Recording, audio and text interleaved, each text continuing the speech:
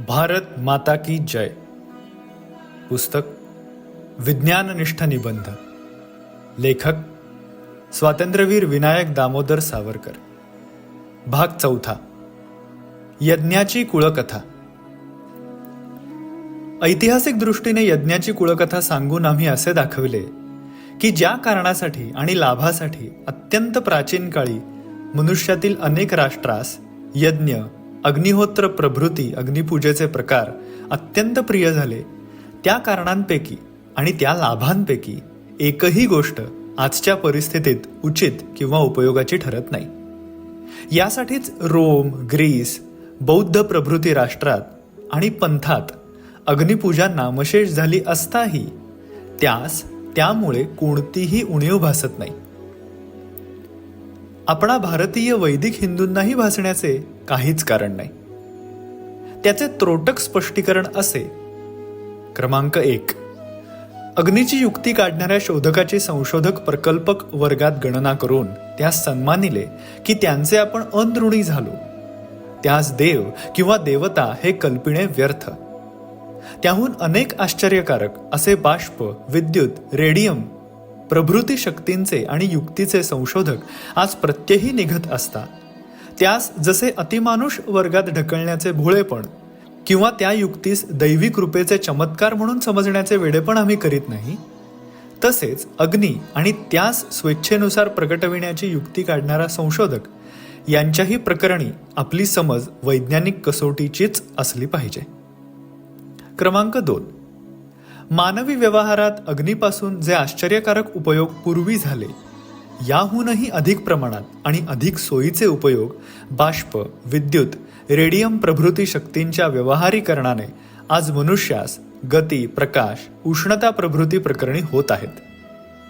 त्या अनुभवामुळे अतिप्राचीन काळी अग्नीचे जे अपूर्वपण आणि अद्वितीयपण वाटले, ते आता वाटण्याचे काही कारण नाही. अग्नीचे महत्वही आता त्या काळापेक्षा प्रत्यक्ष व्यवहारात पुष्कळ कमी झाले आहे आणि बाष्प, विद्युत, रेडियम प्रभृती अनेक शक्ती जशा देवता नसून अगदी ठराविक नियमांनी ठराविक कार्य करणाऱ्या जड, हृदयात शून्य, भावनाहीन, सृष्ट पदार्थ आहेत हे विज्ञानाने ठाम ठरविले आहे. तसाच अग्नी हाही एक पदार्थ आहे हेही आता अनुभव सिद्ध झालेले आहे. त्यास ताजी ताजी तुपाची धार आणि ओदन मोहन भोगाचे ढीग अर्पिले काय किंवा रखरखीत कोळशाचे तोबरे दिले काय, तो अग्नी जळायचा तितकाच आणि तसाच जळतो. जाळावयाचे तेच जाळतो. त्याला संस्कृत मुळीच येत नसल्यामुळे वेद किंवा अवेस्ता जी कळकळीची गौरवपूर्ण स्तुती करतात तिने तो भाळत नाही. यजमानाच्या हितार्थ त्यास समंत्रक बोकड जरी घातला तरी तो जसा जाळतो तसा बोकडाच्या हितार्थ यजमानाला जरी त्यात ढकलले तरी तो यज्ञाग्नी त्या यजमानाची राख करून टाकण्यास सोडित नाही.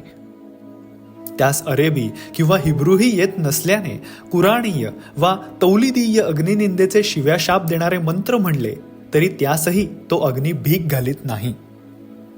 अनेक मुल्लांच्या आणि परिसीझांच्या दाढ्या त्याने जाळल्या आहेत. खलिफांच्या राजधान्यांची त्याने गवताच्या गंजीसारखी होळी केली आहे. सारांश: अग्निपूजक वेद अवेस्तातील यज्ञप्रस्थांची स्तुती किंवा अग्निनिंदक कुराण, बायबल, तौलिदादिकांतील यज्ञ पाखंडांची निंदा ही धार्मिक खुळे व्यावहारिक दृष्ट्या आज साफ चुकीची, भलत्याच भाबडेपणावर उभारलेली धर्मवेडी ठरलेली आहेत. त्यांच्या पाळण्याने अग्नीचे व्यावहारिक परिणाम लवलेश बदललेले आढळत नाहीत. अग्नीचे जे ठराविक वैज्ञानिक सृष्टी नियम आहेत त्यांच्या अनुरोधे त्याचा मनुष्य हितास जो उपयोग करून घेता येतो तो करून घेत राहणे हाच मार्ग या वैज्ञानिक युगातील खरी आणि प्रत्यक्ष फलदायी अग्निविद्या होय. त्या उपयोगास्तव त्या जड, मनुष्य भावनाहीन आणि ज्ञप्तीहीन सृष्ट पदार्थांची कृतज्ञता किंवा उपकार मानण्याचेही काही एक कारण नाही. आगगाडीच्या इंजिनाचे आभार मानण्याचेही जसे कारण नाही, गिरणीच्या बंबाची पूजा जशी खुळी तशीच यज्ञकुंडाची किंवा अग्यारीची. क्रमांक 3. मानवी स्तुतीनिंदेने अग्नीच्या व्यापारात जसा कोणताही फरक होत नाही तसाच यज्ञसंस्थेपासूनही आजच्या युगात पूर्वीचा एकही राष्ट्रीय लाभ होत नाही. पूर्वी अग्नी चेतविणे दुर्घट म्हणून काष्ठ घर्षणाने चेतविलेला अग्नी सतत पेटत ठेवणे उपयुक्त असे. त्या क्रियेचे धार्मिकीकरण म्हणजे अग्निहोत्र. पण आता आग पेट्या, वीज बटणे प्रभृती साधने झटपट अग्नी चेतवितात. यास्तव अग्नी सतत पेटत ठेवण्याचे कारण नाही. आता अग्निहोत्राचे आगपेटीकरणच युक्त. तसेच ती सतत पेटलेली अग्यारी, ती यज्ञाग्नींनी महिनोगणती भडकलेली यज्ञकुंडे, त्या होळ्या, हे सर्व अग्निपूजेचे प्रकार हिम किंवा शीत प्रदेशात सुखकर होते. पण आजच्या भारतीय उष्ण वायुमानात असह्य उष्णता उत्पादिणाऱ्या ह्या चाली अतिशय तापकारकच होत. हिम प्रदेशातही थंडीपुरते लागलेच तर विद्युत आदी साधने आणि युक्त्या होळ्यांहून अधिक सोयीच्या अशा कितीतरी निघालेल्या आणि निघण्यासारख्या असता आता लाकडांवर लाकडे घाशीत आग भडकवून तिच्यात तुपाच्या नद्या, नाना प्रकारचे मंत्रतंत्र म्हणता म्हणता घामाघून होत जाते ओतीत राहण्यात काय अर्थ आहे? क्रमांक 4.